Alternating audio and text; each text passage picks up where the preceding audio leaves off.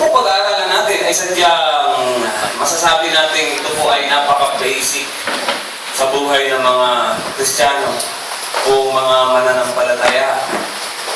Bakit? Kasi po ito ang panimula, pundasyon, lahat ng tao na gustong makipagrelasyon o lahat ng tao gustong lumapit, mapalapit sa Panginoon ay dito po kinakailangang magsimula.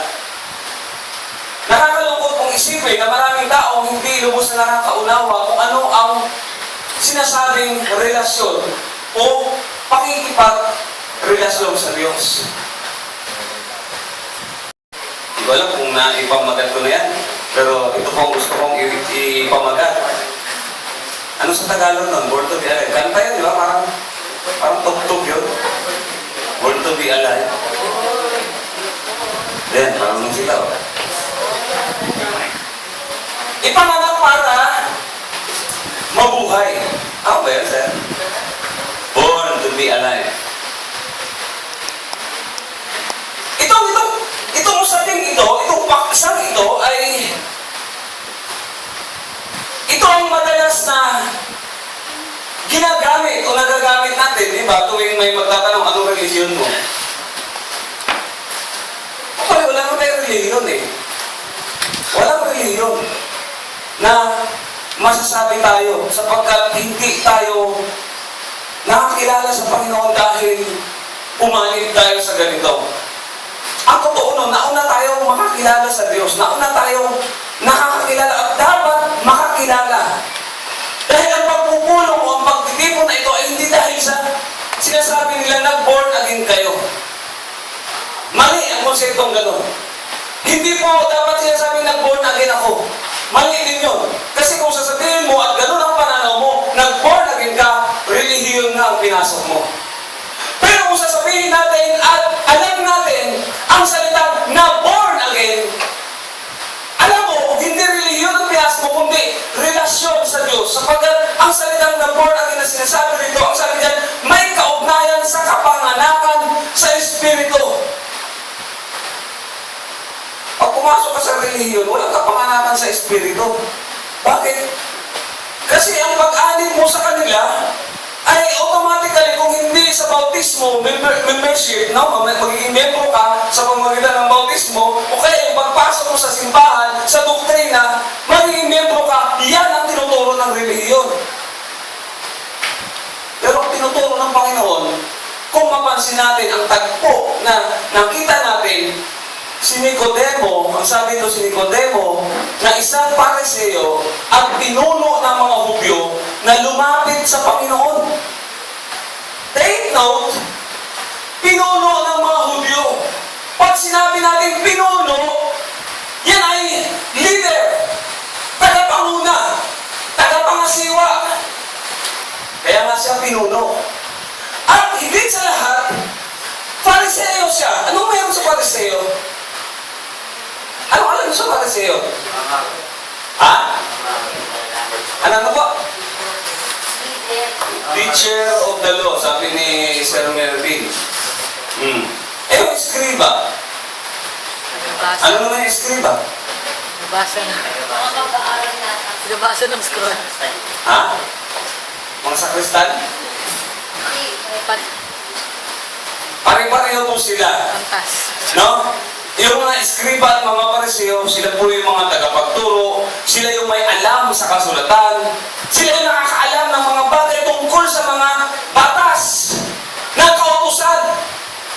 Pero ang nakapagtataka, ang may alam sa kautusan, ang may alam sa batas, ang may alam sa sinasabing utos, ang utos, o ano pa bang mga bagay, batas-batas noon pa. Sa lumang tipan, ang mga taong ito na dalubhasa sa kautusan ay lumalapit ngayon sa Panginoon. Anong dahilan?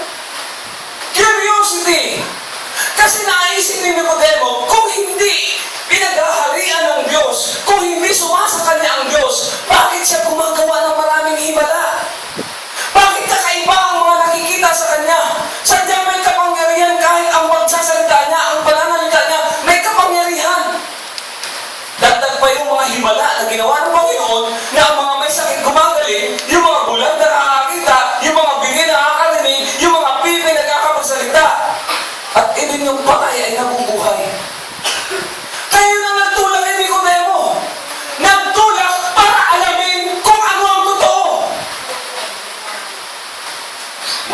itong si Nicodemo. Bakit? Kasi may puso siyang marunong magpaturo. Trouble heart. Ang napaka-importante sa tao ay yung nagtatanong. At yung dahilan ng iyong pagtatanong ay yung matuto. Maraming nagtatanong, pero ang totoo, hindi po nila dahilan matuto. Bakit? Kasi nagtatanong sila para sukatin kung anong alam mo. Hindi talaga sila naghahanap ng sagot. Maraming mga nagmamarunong. Itong si Nicodemo, hindi siya nagmamarunong. Wala talaga siyang alam, bagamat siya ay pinuno, bagamat siya ay leader, bagamat siya ay tagapagturo, pero wala siyang alam pagdating sa katotohanan.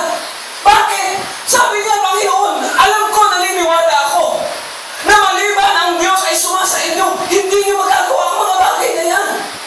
Alam ko, mayroong kakaiba sa inyo, Panginoon. Gusto ko kong malaman.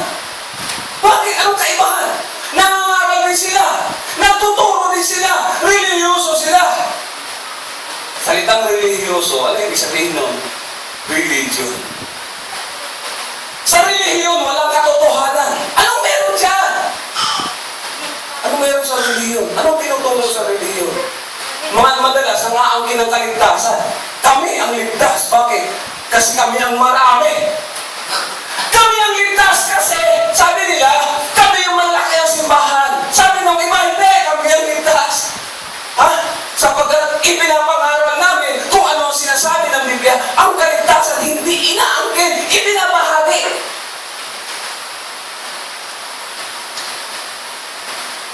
Maraming nagagalit kapag tinutuldukan natin ang kaligtasan ay sa pamamagitan lang ng pananampalataya. Kasi mawawalang nagsaysay ang kanilang mga pagpapagal. Paano? Marami kasi, noon pa man, kung alam natin, even yung mga saserdote, ba't sila nagagalit sa Panginoon? Yung ilan sa mga Pariseo, ba't sila nagagalit sa Panginoon? Yung ilan sa mga eskriba, nagagalit sila sa Panginoon. Bakit? Kasi sila relihiyon na tinuturo nila, ang Panginoon hindi. Kaya natin nakita na ang Panginoon nagsalita, na umanib kayo sa ganito. Ha? Na sumanib kayo sa ganyan, makisabi kayo sa ganyan, makisama kayo, makiisa kayo. Hindi po ganun.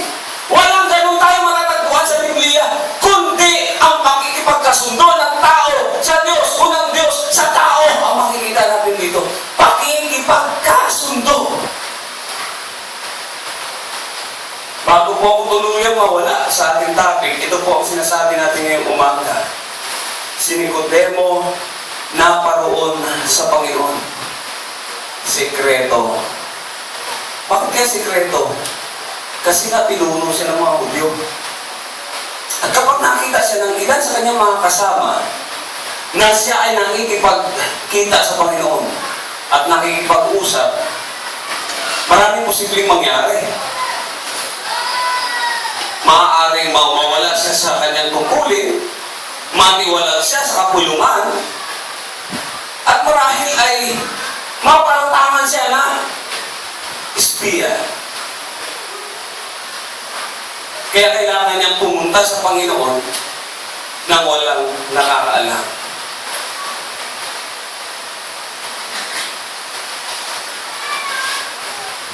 Basahin ko po ulit.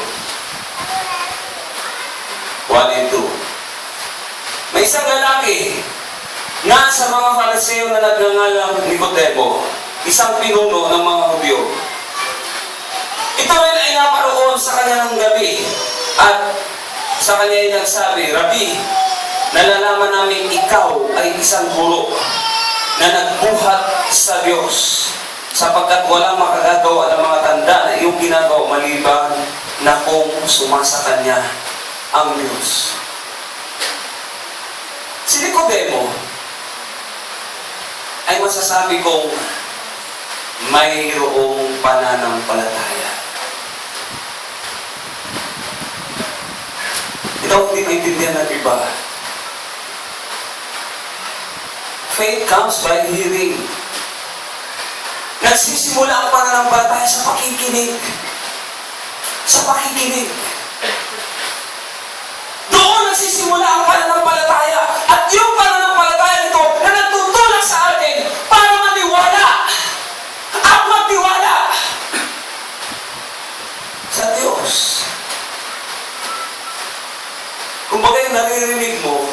Isang uri lamang yan ng bagay para ma-activate kung anong meron sa iyo.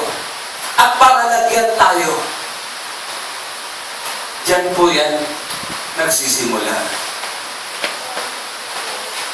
Kaya naman, ang kaligtasan, pumapasok sa tao kapag nagkakaroon na siya ng pananampalataya.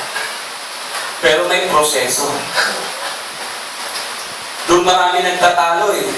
Ang akala kasi nila, kapag naniwala ka, pananampalataya na yun. Ang akala ng iba, kapag ka bumilib ka, ay pananampalataya na yun.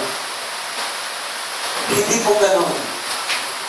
Kasi kalakip sa pananampalataya ay hindi lang ang paniniwala, kundi pati pagtitiwala.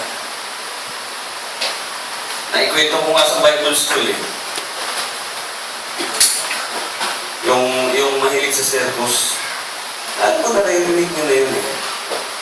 Alam niyo na ba yun, yung ginagawa sa circus? Sino nakakala? Sino nakapanood na ng mga circus dito? Circus Charlie. Oh, wala na, hindi na uso na yung circus, you know? TV.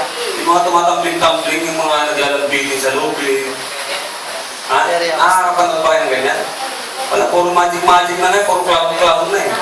Sa movie. Ayaw ko sa carnival ba yan? Sa Araneta, meron pa ba? Uso pa ba ngayon yun?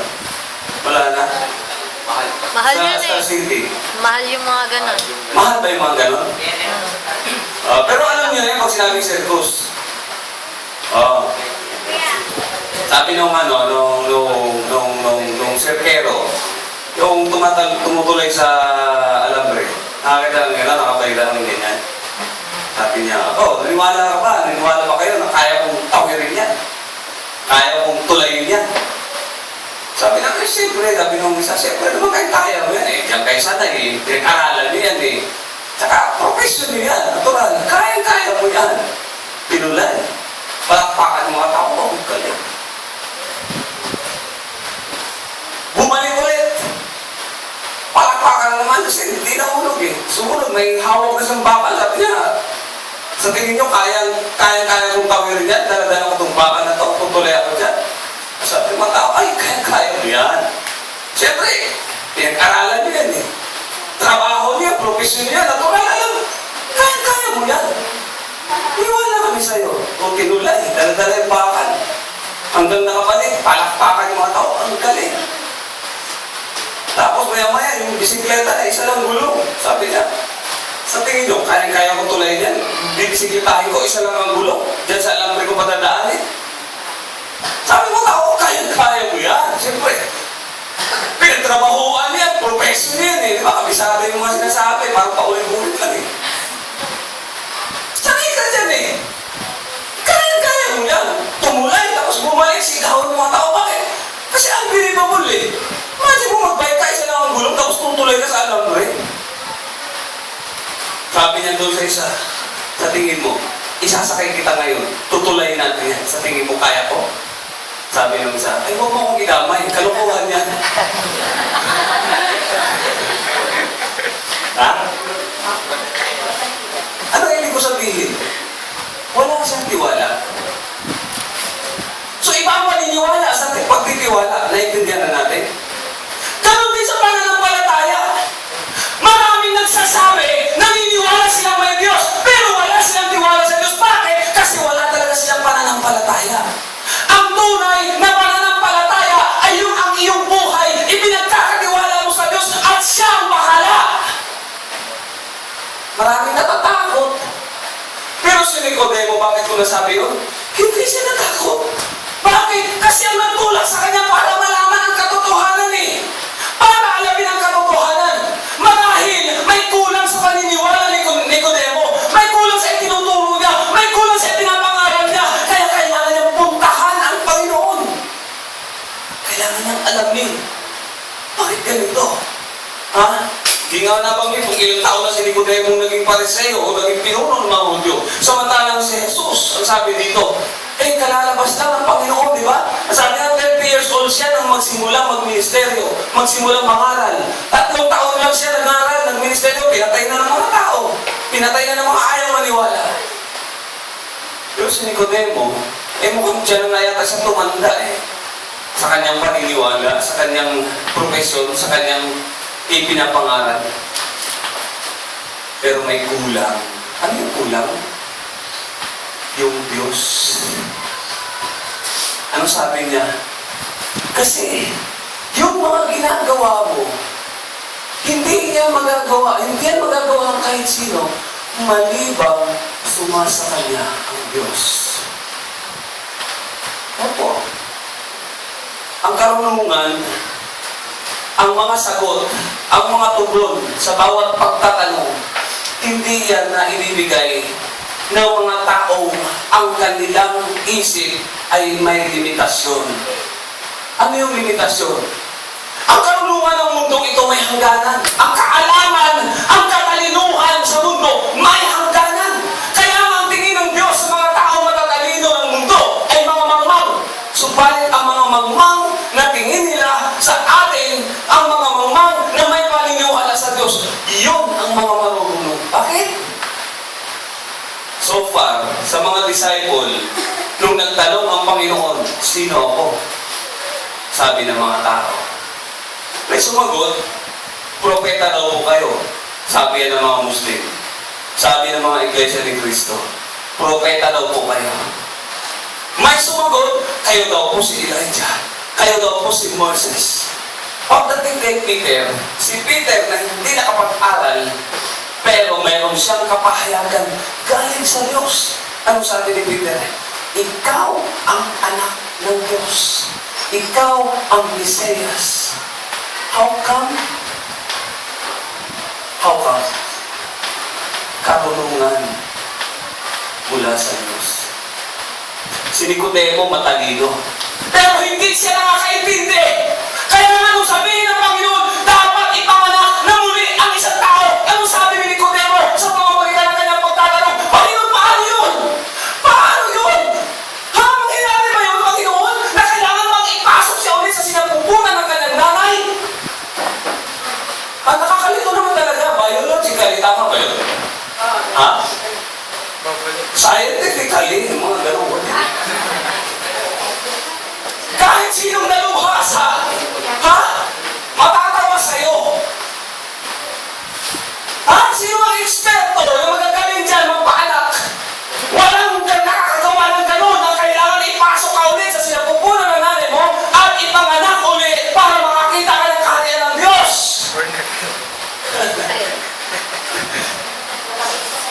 Hello? Ano ang kaibahan ng dalawa? Si Pedro at si Nicodemo, ano ang kaibahan? Ang layo! Yung isang dalubhasa na marunong, hindi alam kung ano sinasabi ng Panginoon. Pero ang walang pinag-aralan, nakakasagot, nakakatugon. Bakit? May kapahayagan mula sa Diyos. Malibang sumasa kanya ang Panginoon, hindi niya magagawa ang mga bagay nito. The same. Malibang sumasa iyo ang Diyos, hindi ka makakatugon. Hindi mo masasabi kung ano ang nararapat at lalo hindi mo makikilala ang Panginoon kung sino siya kung hindi ka paghaharian.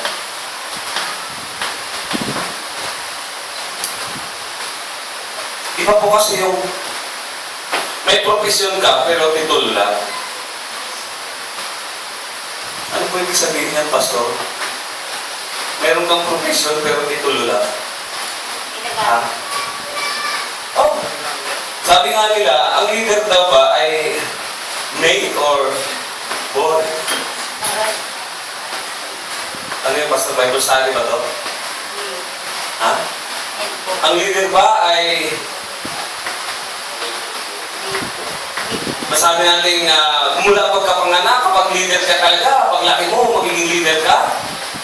O ang magiging leader ay dahil sa naturuan ka, nakapag-aral ka? Anong sagot niyo? Dalawa, tatlo. Made? Si Mangkit daw, made. Kasi alam ko yung made, hindi yan leader eh. Katulong kasi yan eh. Joke lang ulit.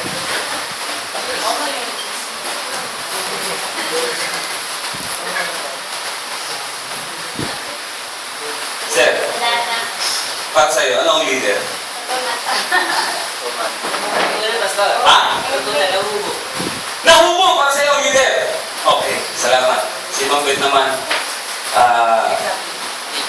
inborn na yan. Parang kumaga, gift na yan, andyan na yan. Sino ba gusto sumagot? Meron bang oppose para we have a tie? Ha? Aaron? Si Aaron, ano itong pangalan mo? Ikaw. Aaron. Layo kasi, Aaron kasi sinabi ko, kaya hindi. Mali. Aaron. Sa'yo, para sa'yo, anong leader? Pinanganak ba o nahubog? Nahubog lang. Nahubog. Okay, salamat. Dalawa na. 2-1. Meron bang gusto mong wabal? Walang kakapanig kay Mabel.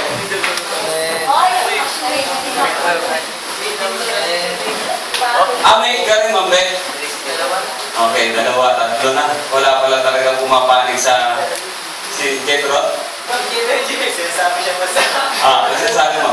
Born. Born sa'yo. Okay, salamat. Dalawa tayo. Anyway,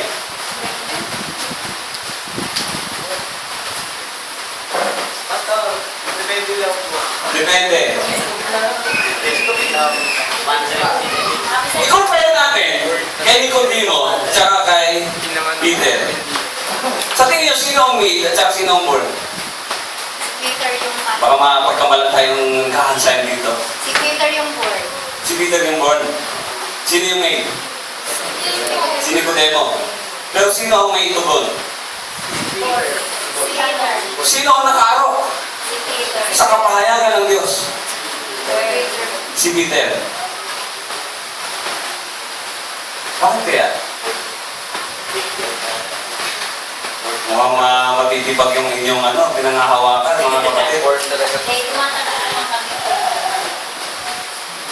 Yes! It can be! Pwede tayong humubog ng leader. Pwede tayong gumawa ng leader. We can make leaders. Yes, we can.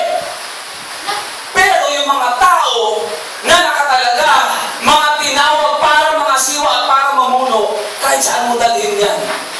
Ang pagiging leader, hindi dahil mayroon kang pinag-aralan. Sa totoo lang. Marami nga mga sanggalo dyan na namumuno walang pinag-aralan Bakit sila namumuno? Bakit kaya tawag sila boss? Big boss nila yun ang big boss namin Bakit? Kung sinabing boss, di ba leader?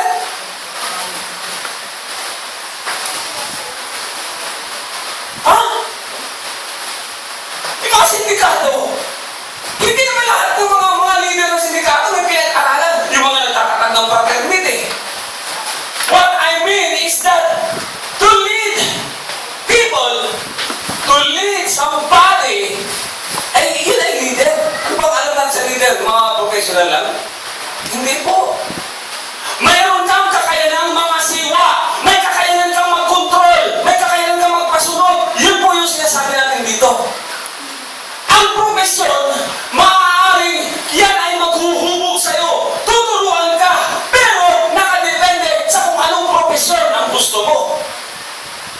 Profesyon ang maghuhubog sa'yo kung ano ka maging. Pero ang ibang bagay na ibinigay ng Diyos, ibinigay na yan ng Diyos. Mayroon ng mga bagay na inilagay ng Diyos. Kaya nga sabi natin, gift. Gift. Leadership is a gift. Kailangan lang ma-equip. At yun ang ginagawa ng mga leaders sa church, di ba?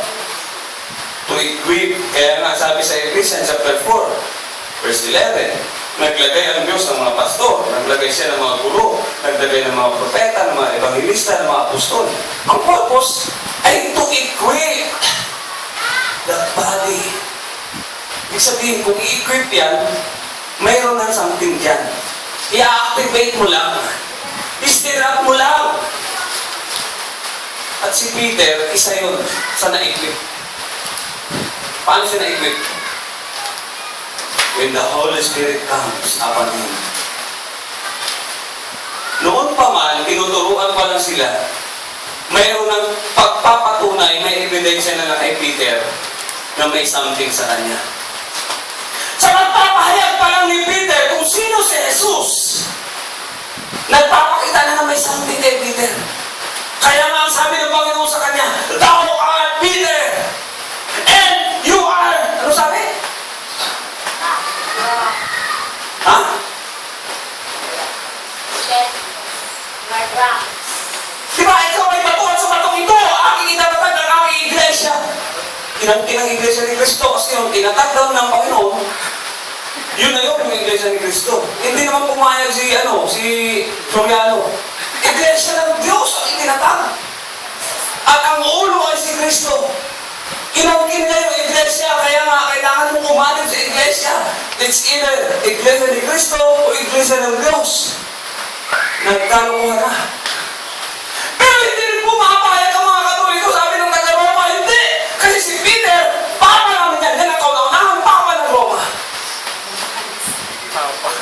Sabi, matatagpuan sa Biblia yun. Inangkin. Inangkin nila ng inangkin. But the question is, nasaan ang Diyos na hinahanap ngayon ni Nicodemo? Nasumpungan niya sa Panginoon. Sabi niya, dahil naniniwala po kami, Panginoon, na malibang sumasa kanya ang Diyos, hindi niya magagawa ang mga bagay na ito. What's the point? Kahit si Nicodemo, hindi niya naranasan doon sa kanyang kinakaaniban na kung ano man ang kanyang pinaniniwalaan, may kulang. Ulitin ko si Nicodemo ay pareseo. Mga may alam sila sa kasulatan. Mga dalubhasa, may propesyon, pinuno. Pinuno. Pero kulang sa kapahayagan. Bakit? Hindi nila naranasan ang kapanganakan sa Espiritu. Na ito yung tinatanong ni Nicodemo, hindi niya naintindihan, Panginoon, paano ipanganganak muli ang isang tao kung malaki na siya, kung matanda na siya? Mababaliw ka naman talaga doon, di ba? Kung hindi mo alam ang katotohanan tungkol sa sinasabi ng Diyos, kung anong kapanganakan ang sinasabi. Sabi ng Panginoon, you must be born again!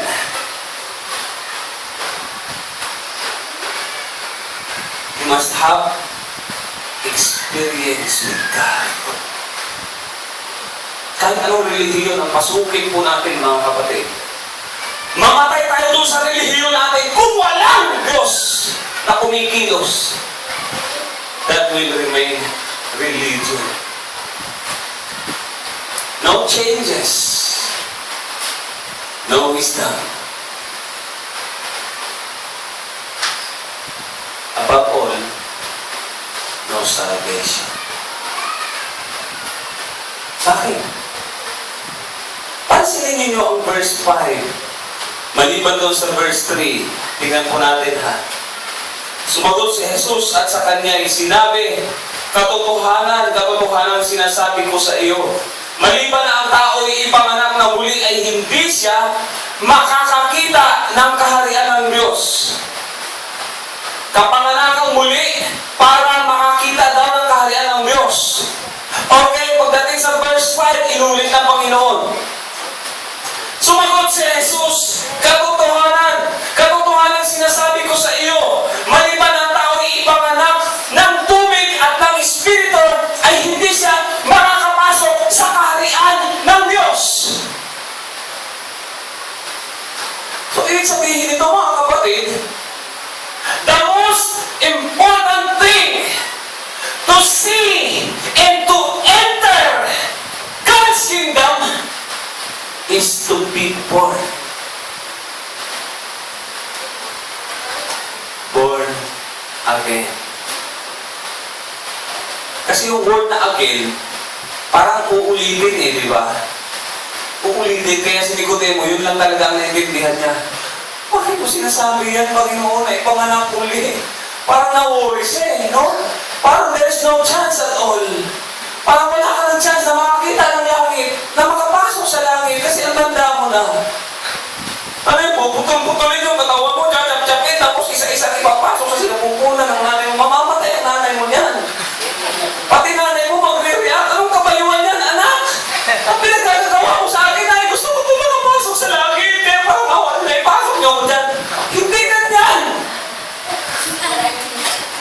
Hindi ganyan! Ang kapanganakan na sinasabi ay sa Espiritu.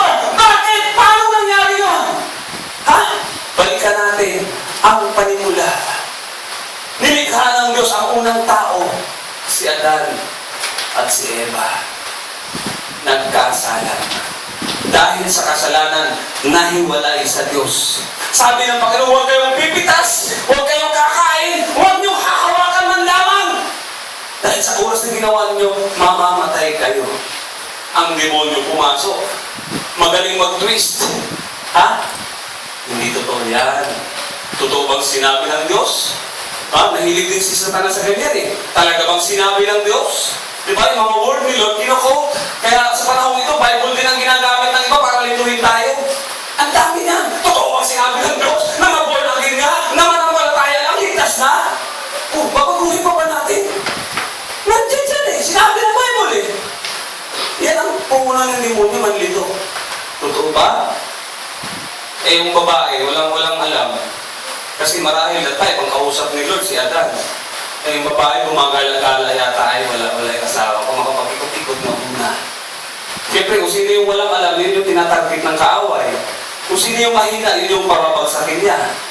At yung mahina na yun, kahinaan din ng isa, pare-pareho na. Diba? Kaya sabi ni Solomon eh, nakita ko na ang pinakamapait sa kamatayan. Babae. Mapait pa daw sa kamatayan yun eh. Ibig sabihin, ang weakness talaga, ang posibleng magpapabagsak sa lalaki, babae.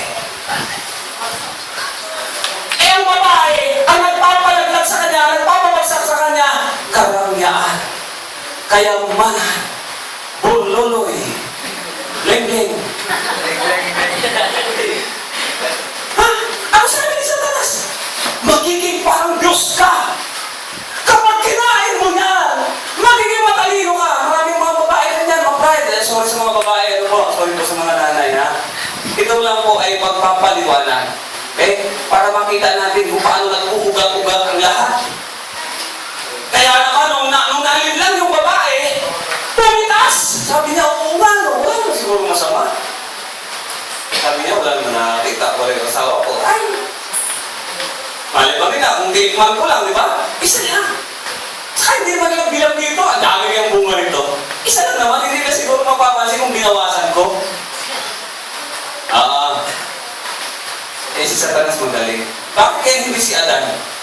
O before pa, bago dumating si Eva, bago si Adan ay pinatulog ng Diyos at ginawa si Eva. Bakit hindi doon nangyari?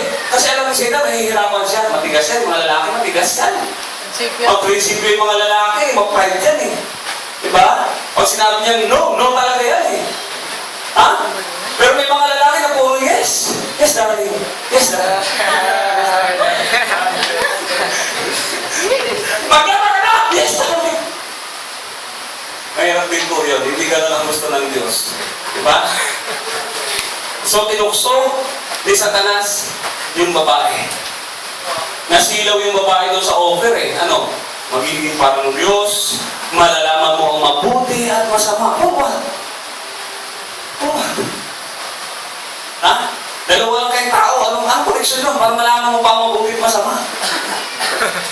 Ha? At magiging parang Diyos ka saan? Sa mga hayop? Minsan dapat nag-iisip din tayo. Kung walang connect, huwag mo nang ipagsapalaran ng mga bagay-bagay kung hindi naman talaga kailangan. Eh, nasilaw nga eh. Bakit? Ay, mabuti na yung marunong. Mabuti na yung may alam. At least baka mamaya maligitin ako ng asawa ko eh. Eh, kung marunong ako sa kanya, marami akong alam. Madidiktahan ko lang siya. Natokso. Tinikman. Nagtataka po ba tayo? O di ba tayo nagtatanong?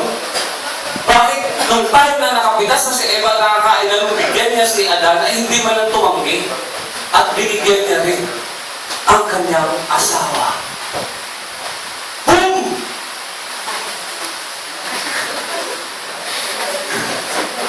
Sabi ng lalaki, sige, mahal kita eh. Sa hirap at ginhawa, dadamayan kita. Ganyan kita kamahal hanggang kamatayan. Till death do us part. Kumain! nabuksan ang kanilang pag-iisip sa kanila na lamang sila'y hubad. Nahiya! Mga hubad tayo! Nakakahiya! Ang sabi naman, takip tayo! Kung nahiya sila, wala kang ibang tao, silang dalawa lang. Mag-asawa pa pati! Paano na yan? Nagkahiyaan silang dalawa? Yan ang ginagawa ng kaaway, lilituhin ang kaisipan natin kapag nasilaw tayo. Pero balikan ko lang ha, ang ahas ang naging dahilan kaya natukso si Eva. Bakit? Inumpira niya lang kung ano-ano. Kaya ang mga babae, para sa mga kababayan, mga dalaga dito, sa mga kananayan, sa mga nanay, mga nanay na yan. Diba? Mga kadalagahan na lang tayo. Tandaan ko natin, ang isang bagay na napaka-importante, bago nyo gawin ang isang bagay, kailangan nyo ikonsulta sa magiging kabiyak ninyo. Huwag kayong gagawa ng hakbang na hindi nalalaman ng mga asawa niyo or else, baka malaman nila o ng mga magiging asawa niyo, malaman nila problema ng malaki.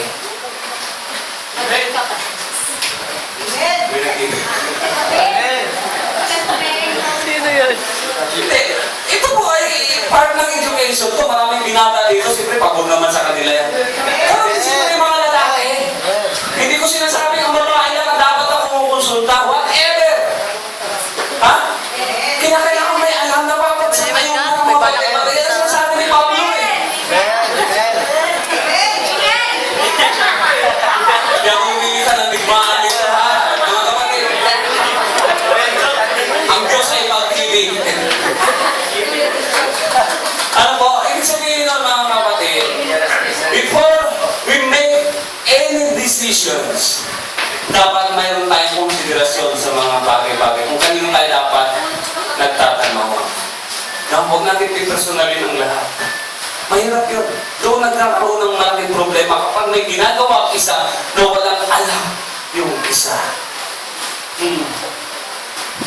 Eh, pinupuntahan siya na hindi nito nalalaman. Mahirap yun. Kaya ito naglalaro minsan yung kaisipan na, ano kaya nangyayari? Ha? Anyway, bumalik lamang po ako doon sa una. Ang bilis ng oras eh. Isang oras lang daw kasi ang oras ng kamera. Bumalik lang ako paano nagsimula ang lahat. Bakit sinasabing kailangan ipanganak ulit? Nagkasala automatically ang kanilang relasyon sa Diyos, ang espiritu nila na mayroong pakikipag-ugnayan sa Diyos, nawalay, nahiwalay, naputol, namatay. Kaya ang mga tao, pagkatapos kay Eva, pagkatapos kay Adan, hanggang sa mga sumunod, ang kanilang buhay ay hiwalay sa Panginoon. Ang kasalanan ang nangingibabaw, sabi sa Roma, sabi ni Apostol Pablo, pumasok ang kamatayan dahil sa kasalanan. At yun ay ang unang Adan. Pumasok. So lahat ng mga tao na nabubuhay, ng mga naging anak ni Adan at ni Eva, lahat yun ang kanilang mga supli hanggang sa mga kauupuan hanggang sa panahon ni Jesus Christ. Lahat sila ay nasa ilalim ng sumpa ng kamatayan na dulot ng kasalanan.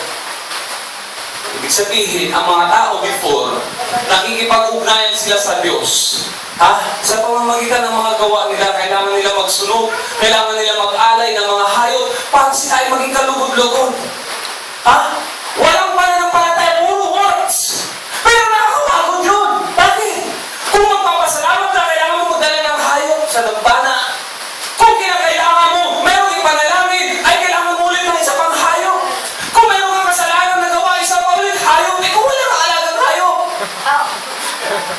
Kung ikaw yung tipo, walang kahayop-hayop sa bahay nyo. Okay, na lang yun, pwede kaya. Daga, ang daming daga sa bahay. Hindi natanggapin ng Diyos yan. Pakapatamaan ka ng kindat, ano tingin mo sa akin, ha? Pero lahat ng yun ay binakasan ng Panginoon. Paano? Ang sabi doon, walang nakaabot sa akin.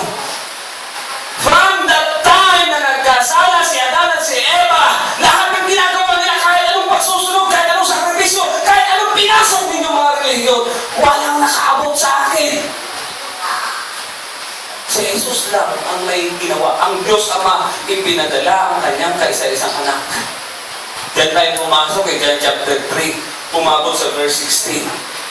God sent His Son. For God loves the world. Whosoever believes in Him will not perish, but have everlasting life. Ganun lang po ang ginawa. Hindi tayo ang gumawa, ang Diyos ang gumawa. Walang nakaabot, walang nakarating, walang naging karapat-dapat, walang naging kalugod-lugod. So ang Diyos ay nag-offer ng isang bagay kung sino ang tatanggap nito, ang kanyang kasalanan mapapatawad. Si Jesus ang ibinigay ng Diyos para sa kapatawaran at sa kaligtasan ng lahat. At ito po ang sinasabi ng Panginoon kay Nicodemo, you must be born again. Ang hindi naintindihan ni Nicodemo na lahat ng tao ay nasa ilalim ng kasalanan. Lahat ng tao ay dapat magbalik loob sa Diyos. Dapat mabalik ang relasyon. Ang relasyon na naputol dahil sa kasalanan. You must be born again. Ang Espiritu ng Diyos ay dapat ipanganak muli sa Kanya. Sa Kanyang puso. Dapat siyang pagharian. Kaya nga kapag tumatanggap tayo sa Panginoon, di ba? Kapag nag-pray tayo, di ba kapag nakakarinig tayo ng salita ng Diyos, may mga bagay pumapagabay sa kalooban natin. Ganun din si Nicodemo eh. What's the use of teaching the Word of God? Preaching the Word of God kung hindi mo na-encounter ang tunay na kapanganakan. Alam niyo sakit sa ulo? Opo, ang sakit sa ulo. Yan, si Carlo, nakaka-encounter din ng mga ano doon sa Facebook. Kahit anong paliwanag mo talaga, hindi talaga nila maintindihan. Oo. Napakalinaw na nga na sinasabi. Napakaliwanag na, hindi mo rin nila mag-get. The point is that the Spirit of God, hindi nasabi ng Bible eh. Malibang sumasa kanya ang Espiritu ng Diyos, hindi siya makakatanggap ng kapahayagan. Opo. Hindi mo maiintindihan, hindi mo mauunawaan. Walang kapahayagan. Kapag walang kapahayagan, hindi mo ma-enjoy ang mga napapakinggan mo. Hindi mo ma-enjoy yung mga naririnig mo. Hindi mo ma-enjoy kung ano sinasabi ng Biblia. Kung ano sinasabi ng salita ng Diyos, hindi mo ma-enjoy. Iba po yung kapag ka naiintindihan mo eh. Kapag nauunawaan mo, parang sabi ka, wow, sarap. Ang saya naman yan, ang sarap naman pakinggan. Why? Kasi nandiyan yung Spirit ng Diyos. Kaya you must be born again. We must be born again.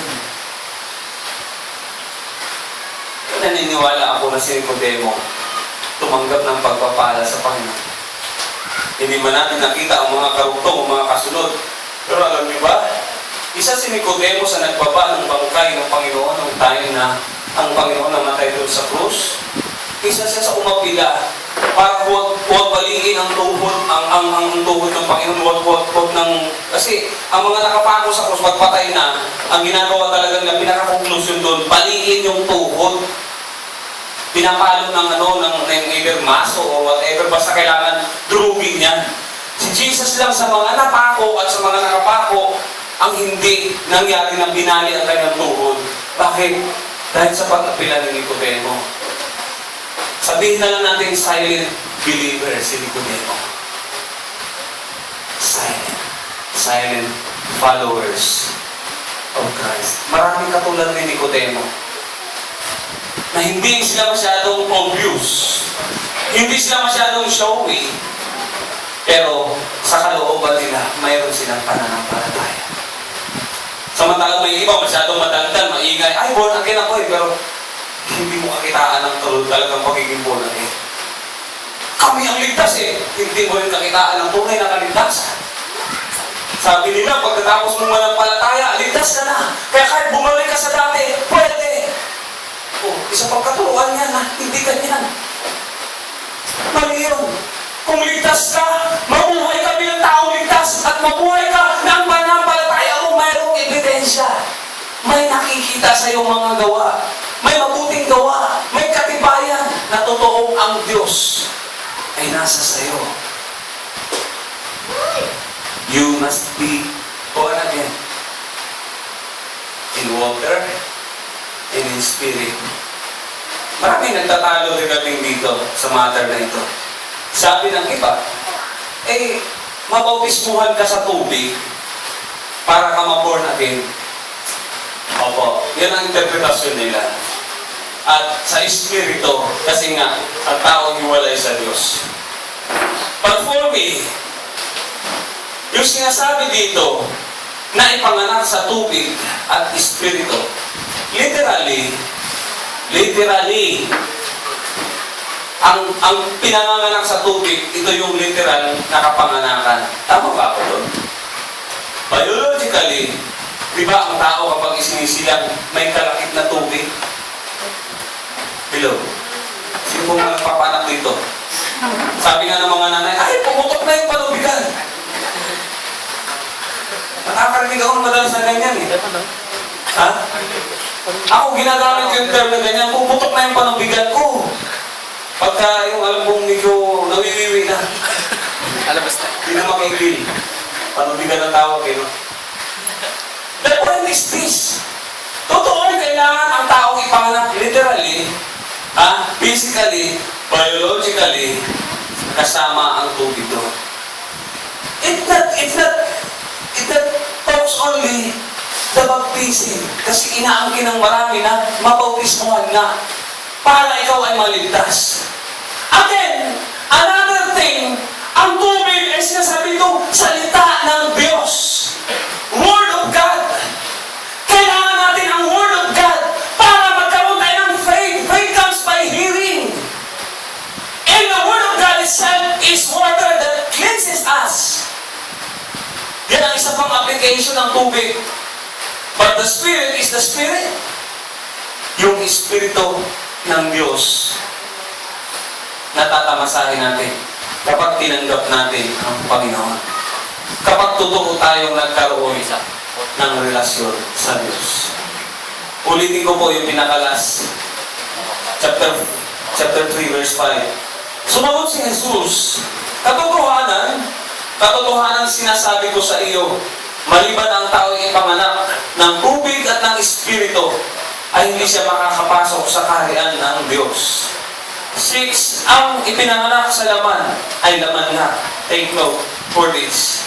Ang ipinanganak sa laman ay laman nga.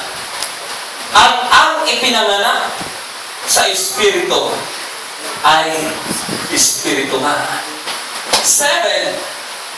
Huwag kang magtaka sa akin, sinabi sa iyo, kinakailangan nga kayo'y ipanganak na muli. Kinakailangan. Pag sinabing kinakailangan, must. Must. Walang option doon. Must. Kumaga, pinagpipilitan, ini-insist, kailangan. Kung gusto talaga ng sino man makakita at makapasok sa kaharian ng Diyos, kailangan siyang ipanganak ulit. Yung sinatawag natin transformation. Ipanganak ulit. How many of us here are sure that He is really born again in Spirit? Alam ko maraming doubt eh. Alam ko maraming magsasabing hindi sure. At alam ko maraming magsasabing hindi pa ako pastor nakaka-encounter niyan. Paano ba? Ano ba ang tanda? Ano ba ang palatandaan ng isang taong ipinanganak na sa Espiritu? Of course, nararamdaman yun. First of all, conviction. Conviction that leads us to repent. Kapag ipinanganak sa Espiritu, ang conviction ng Spirit, di ba? Yun yung nagtutulak para magsisi tayo sa lahat ng ating mga nagawang pagkakasala. Another thing, kapag ipinanganak ka sa Espiritu, may joy! May nararamdaman ng kagalakan, kakaiba. At nararamdaman mo parang isang bagong tao, isang bagong nilalang. Another thing, kapag ikaw ay ipinanganak sa Espiritu, hinahanap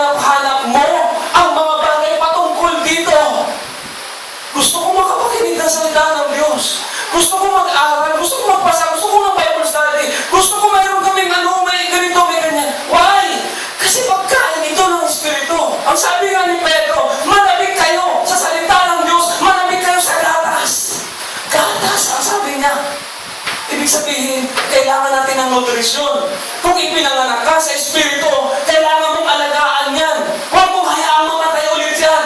Ang Espiritu na nasa iyo, na tinanggap mo, alagaan natin ang salita ng Diyos at panalangin.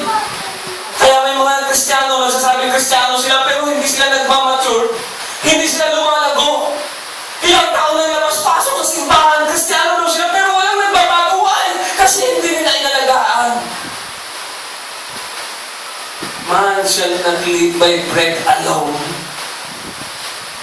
but by my word that proceeded out in the mouth of God. Gusto niyo mabuhay? Ang Espiritu na nasa inyo na tinanggap niyo, gusto niyo bang mabuhay? Manatili po tayo sa salita ng Diyos. Pakainin po natin. Hindi naman po siguro mahirap mag-consume ng kahit ilang minuto sa isang araw. Bawat umaga, bago ka tumayo, magbasa ka kahit ilang verse, ilang chapter. Simulan mo sa Mateo, kung di mo alam kung saan ka magsisimula, kung saan ka magbabasa, simulan mo sa Mateo, papuntang Revelation. Enjoyin mo.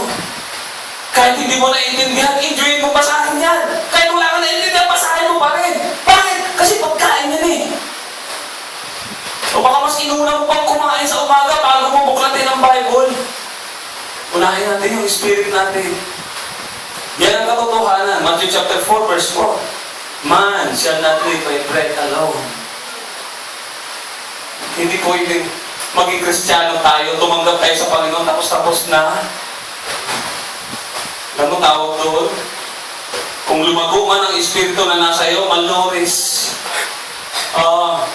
Pagdating ng 5 years old, 10 years old, tignan mo, ang tagal mo ng born again, ang tagal mo na tumanggap sa Panginoon, pero malnourished, bakit? Kung nai-imagine mo lang ang espiritu mo bilang kagaya natin, tao, kung mag-anak ka, tapos huwag mong pakainin, huwag mong painumin ng gatas, pakuluan mo lang dyan ng nilugaw, pasipsip mo yung katas. Tignan mo kung ang itsura niyan, within 5 years. Kapag puro lang ang pinaiinom mo, tignan mo biyan niya, kala mo si Baltic. Kilala niyo ba si Baltic? Yung sobrang payat ng katawan, ang tiyan, ang laki. Hindi po ganun ang gusto ng Diyos sa espiritu natin. Kailangan niyan malago. Kailangan niyan progresibo. Yung discernment, kapag healthy ang spirit natin, yung discerning ay mabilis lang pumakasagap yan. It's easy for us to understand the will of God. It's easy for us to know what kind of spirit, kapag ang mga tao kausap mo, mararamdaman mo kagad anong espiritu siya. Ay, may espiritu to ng ano.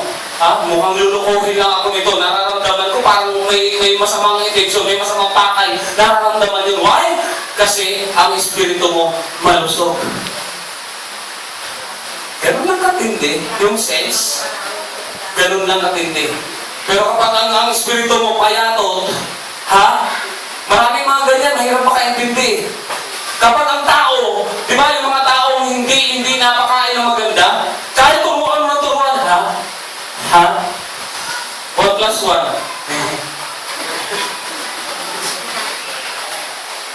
Oo, di ba may mga teacher dito.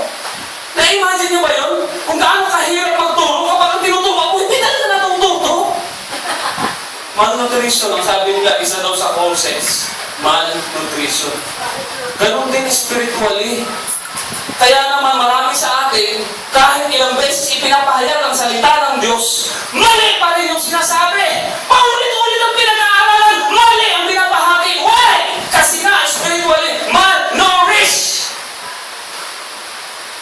Malnourished. At nakakatakot po yun. Pag malnourished ka spiritually, study the Bible. Study the Word of God. Take time to read the Bible. Kung wala kang trabaho, trabahuin mo magbasa ng Biblia kapag wala kang trabaho. Kasi pag may trabaho ka na, mangangatwiran ka. Busy ako, pastor eh. Busy ako eh. For what? For myself. For my family. For everything. Pag sinagot ka ng Diyos, kapag nangailangan ka at kailangan mo ng maligtas, kailangan mong masalba, kung ikaw ay nakaratay sa balig ng karamdaman, at tumawag ka sa Diyos at sabihin ng Diyos sa'yo, busy ako eh. Sorry busy ako. Pasensya na. Entertainin na lang kita mamaya pag wala na akong inaasikaso.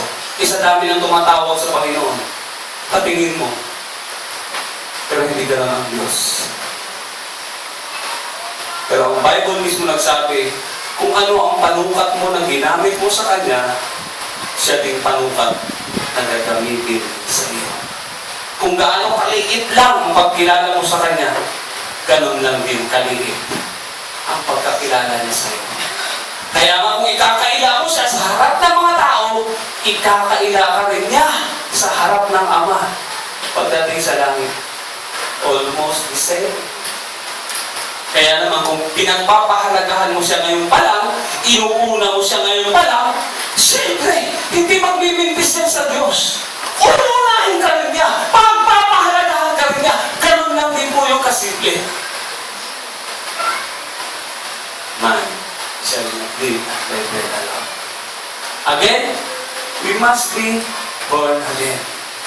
Baka kasi po marapang hindi pa born again eh. Hindi pa naintindihan ang pagiging born again. Ito po ang sinasabi ng Diyos. May panganak tayo lahat sa Espiritu. Ipanganak tayo sa tubig. Ipanganak tayo sa bagong kapanganakan. At kapag naramdaman natin, at kung alam na natin ipinanganak na tayo, huwag po natin pabayaan. Ito po ang kailangan natin. Para lumusog, lumago, ika nga ay maging masigasig ang ating mga espiritu at madaling makaalam ng tungkol sa kung ano ang sinasabi at kapahayagan ng Diyos sa atin. Mas madali natin maintindihan ang kalooban niya kapag ang spirit natin naka-intact sa salita niya. Ito po kasi ang communication ni Lord sa atin. Dito siya mostly nakikipag-usap. Kaya kapag nararamdaman mo na na ang Diyos parang, ang sarap basahin ng Biblia. Minsan parang ayaw mong tumigil, nakakailang chapter ka na. Ayaw mo pang tumayo, bakit? Ang sarap po eh, ang sarap pa talaga. Yung spirit mo nag-i-enjoy eh. Oo, nag-i-enjoy kasi yung spirit mo talaga, sabik na sabik. Eh kapag ang spirit mo ay mukhang malnourished, di ba? Yung mga malnourished, kung sino ba yung malnourished, yung pa yung mapipili eh. Oo, kahit masustansya lang yung pinapakain, ayaw. Kasi yung malnourished. Eh kapag ang spirit natin gano'n, kahit sabihin natin ang ganda-ganda na ng Word of God, ang sarap basahin, pero yung spirit mo tinatamad. Why? Kasi talagang gano'n eh. Pilitin po natin. Kahit nananamat tayo, kahit pagod tayo, read the Bible. Read the Bible. Kung gusto niyo pong lumago. Ang battle natin sa mundo ay spiritual. We are not fighting against flesh and blood. So, ibig sabihin spiritual. Kung spiritual yan, hanggang spirito mo ay malnourished, pwede ba yan isabak sa gera? Pwede ba isabak sa labanan yan? Kung ang labanan ay ispadahan, ispadahan, sabi doon, kasi ang salita ng Diyos ay espada, tabak. Okay? Kung Word of God ang labanan, katulad ng sinasabi sa Facebook, debate. Debate means, salitaan. Kung anong alam mo, kung anong alam niya, dapat palintawin mo kung sino talaga totoo.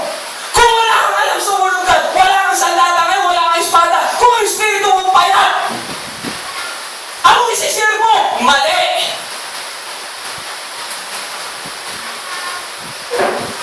You got that point? Hello? Pag-aralan po natin mabuti ang salita ng Diyos. Mahal tayo ng Panginoon. Ang salita ng Diyos, ang sabi nga, tapak. Ang salita ng Diyos ay nagtutuwid, nag-aakay. Ang salita ng Diyos ay nagbibigay sa atin ng kahalagahan kung ano ang katotohanan. Ang salita ng Diyos. Ano sabi nila? Ang Bible, ano ibig sabihin daw nun? Basic instruction before leaving earth. Galing nila magbigay ng iyon, no?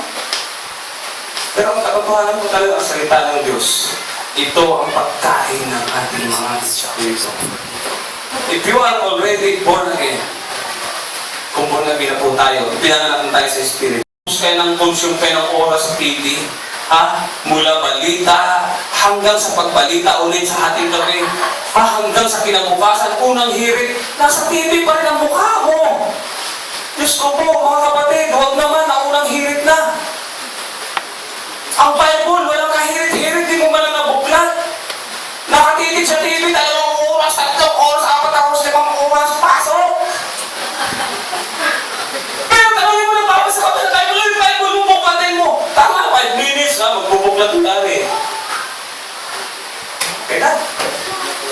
Tapos na. Dapat maging fair tayo. It is you. It is us. Tandaan po natin, kukonklud ko na dito, si Nicodemo, lumapit sa Panginoon. Personal. Personal. Why? Kasi personal yung naramdaman niya, napapagabag siya. There is lacking in me. There is something wrong in me. Something wrong what I have. Something. Kailangan ko itong itama. Kailangan ko itong ituwid. And the answer is Jesus. Jesus. Si Jesus lang makakatugon. Si Jesus lang makakasagot. Si Jesus lang makapagbibigay sa atin ng tamang kapahayagan. Kaya kung mayroon mang mga bagay na dapat ituwid at itama, gawin na po natin bago mahuli ang lahat.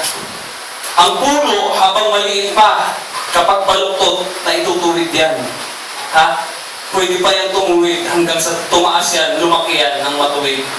Pero kapag ang puno pinabayaan mo sa umpisa pa lang, bata pa lang, ha? Malambot pa siya, baluktot na pinabayaan mo, lalaki yan, baluktot at hindi mo na yan maitutuwid pa. Bakit? Matigas na yan. Kaya nga habang bago pa, habang tayo ay nagsisimula pa lamang, habang ang Panginoon ay kailan lang natin nakilala, di ba? O baka naman ngayon lang ng iba nakilala, baka ngayon lang narinig ito. Pagkakataon na natin mga kapatid na habang bata pa ay umpisa na natin. Itama natin, ituwid natin. Amin po ba doon? Amin po ba? Purihin ng Diyos. Tayo po'y manalangin. Aming Ama, salamat sa iyong mga salita. Dinadakila ka namin, Panginoon. Itinataas ka po. Pinararagalan. Salamat, Panginoon, sa bagong kapanganakan. Salamat dahil nagpahayag ka sa atin muli sa umaga po ito. Totoo po, Panginoon, na napakahirap po unawain ang salita mo sapagkat ito ay banal, mahiwaga, misteryoso. Pero walang misteryoso, Panginoon, walang misteryo, Panginoon, walang hiwaga, Panginoon, kung ang Espiritu mo ay nananahan sa amin. Sapagkat ang Espiritu mo ang nakakaunawa ng malalim at pinakamalalim na panukala mo, Diyos. Sa Espiritu mong ito, Panginoon, doon namin lubos na naunawaan, nakikilala, nalalaman kung ano at sino ka sa aming mga buhay. Kaya kami nagtitiwala sa inyo, Ama. At ipinagkakatiwala namin sa inyo, O Diyos, ang aming mga sarili. Purihin ka, Panginoon. Purihin ang pangalan mo. Purihin ka, Jesus. At purihin ka, Espiritu Santo. Pagpalain po, O Diyos, ang bawat isa ngayong umaga. Pagpalain mo ang tumanggap ng iyong mga salita. Pagpalain mo ang mga nakapakinig. Pagpalain mo ang iyong mga tinubos, ang iyong mga hinirang, ang iyong mga inibig. Pagpalain mo, Panginoon, sa lahat ng aspeto ng aming mga buhay, hindi lamang sa pisikal naming pangangatawan, kundi sa maging sa spiritual naming buhay, Panginoon. Salamat sa inyo po namin ipinabalik ang lahat, ang pagpapasalamat, ang pagpupuri, at ang pagluwalhati sa pangalan ni Jesus. Amen and Amen. God bless you.